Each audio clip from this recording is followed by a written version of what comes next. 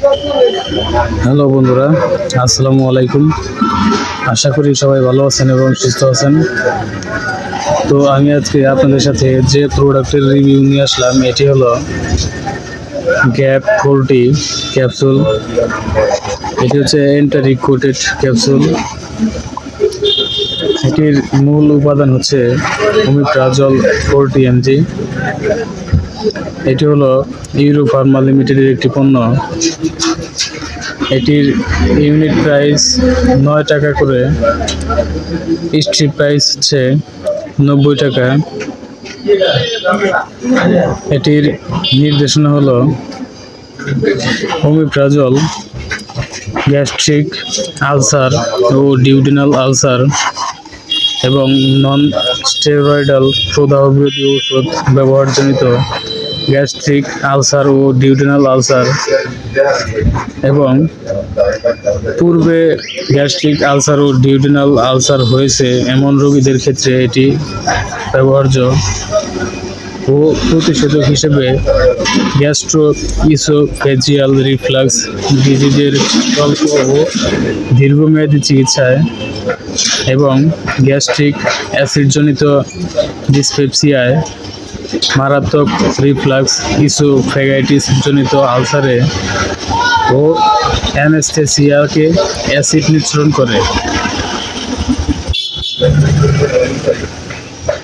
প্রতিষেধক হিসেবে জঞ্জিলার Allison syndrome, Helicobacter পাইলেরিয়া জনিত পেপটিক আলসারের নিরাময়ে এটি ব্যবহার্য।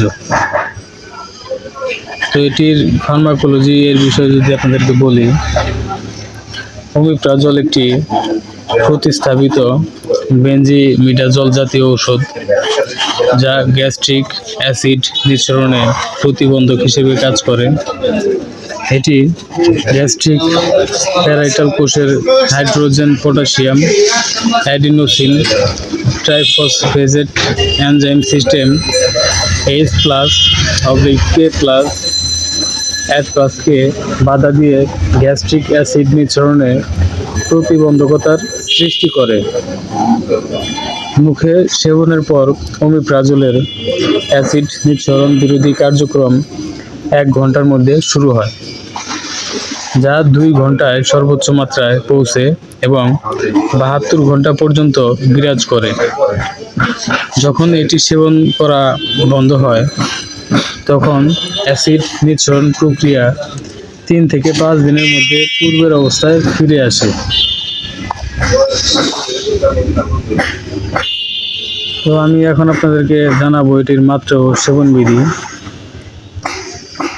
ভিনাইল মারাত্মক নয় এমন গ্যাস্ট্রিক এবং ডিউডেনাল আলসারের ক্ষেত্রে দৈনিক 20 মিলিগ্রাম করে 4 সপ্তাহ পর্যন্ত এবং গ্যাস্ট্রিক আলসারের ক্ষেত্রে এই মাত্রা 8 সপ্তাহ পর্যন্ত। তীব্রতার ক্ষেত্রে এই মাত্রা 40 মিলিগ্রাম পর্যন্ত বৃদ্ধি করা যেতে পারে।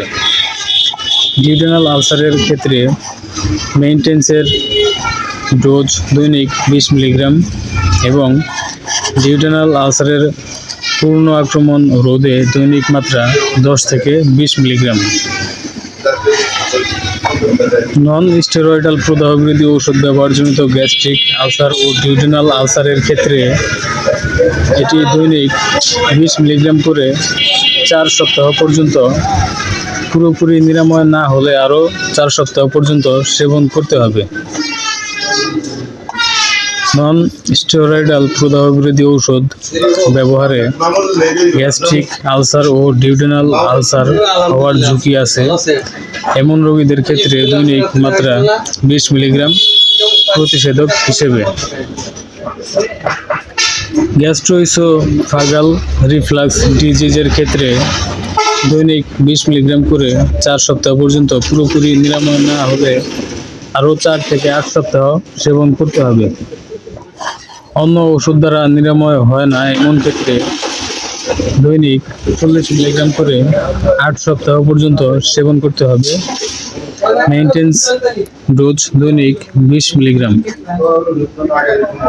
অ্যাসিড রিফ্লাক্স সমস্যার দীর্ঘমেয়াদী চিকিৎসায় দৈনিক 10 থেকে 20 মিলিগ্রাম এবং গ্যাস্ট্রিক অ্যাসিডজনিত ডিসপেপসিয়া এর ক্ষেত্রে দৈনিক 10 থেকে 20 মিলিগ্রাম করে 2 থেকে 4 সপ্তাহ পর্যন্ত। তো বন্ধুরা, আমি শুধু আপনাদেরকে এটির জেনারিক যে নিয়মটা সেটি জানিয়ে দিলাম। আপনারা সকল ঔষধি চিকিৎসকের পরামর্শ মোতাবেক সেবন করবেন। তো বন্ধুরা, ভিডিওটি ভালো লাগলে লাইক ও সাবস্ক্রাইব করে আমাদের সাথেই থাকবেন। পরবর্তীতে আরও অন্য সকল প্রোডাক্টের রিভিউ পেতে এবং আপনারা কোন ধরনের প্রোডাক্ট রিভিউ পেতে চান এবং আপনাদের কার কোন ধরনের সমস্যা, সেই সমস্যার ট্রিটমেন্ট যদি করাতে চান তাহলে ভালো ডক্টরের সন্ধান আমার কাছ থেকেই পাবেন ইনশাল্লাহ। তো আপনারা আমাদের সাথেই থাকবেন এবং আপনারা কোন ধরনের প্রোডাক্ট রিভিউ পরবর্তীতে চান সেই বিষয়ে অবশ্যই জানাবেন। তো বন্ধুরা, ভালো থাকবেন, সুস্থ থাকবেন। পরবর্তী ভিডিওতে দেখা হবে ইনশাআল্লাহ। ততক্ষণ নিজের ও পরিবারের খেয়াল রাখবেন। এতক্ষণ আমাদের সাথে থাকার জন্য আপনাকে অসংখ্য ধন্যবাদ। আসসালামু আলাইকুম, আল্লাহ হাফেজ।